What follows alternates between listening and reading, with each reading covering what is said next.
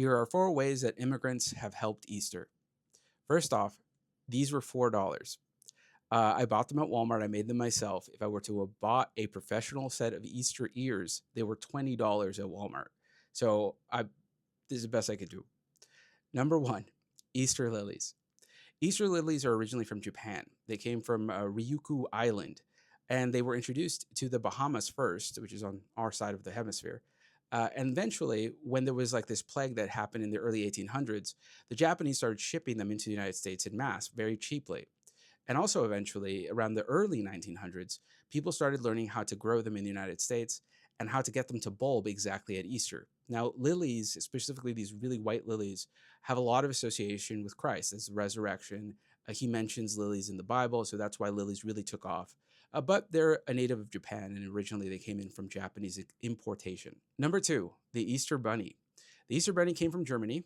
Basically, it was introduced in the early 1700s by German settlers in Pennsylvania. It's the same traditions that we celebrate today. The bunny will lay colored eggs for good children.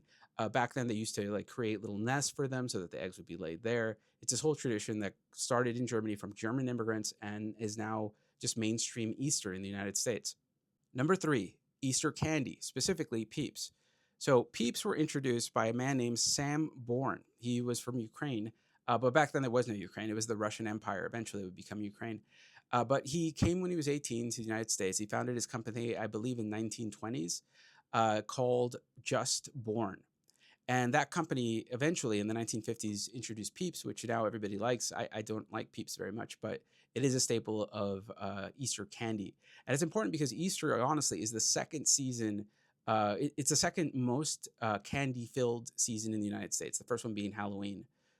And finally, number four, this is another candy producer. This is Will Schraft, who in 1860 started selling jelly beans to Civil War people. Basically, he saw them as a morale booster during the Civil War, and so he started promoting them in mass. He may have also invented them. The whole process of making jelly beans had been around since like I want to say the 1600s, and was adapted over time. Including in France. But eventually, he really did successfully market them to Civil War people.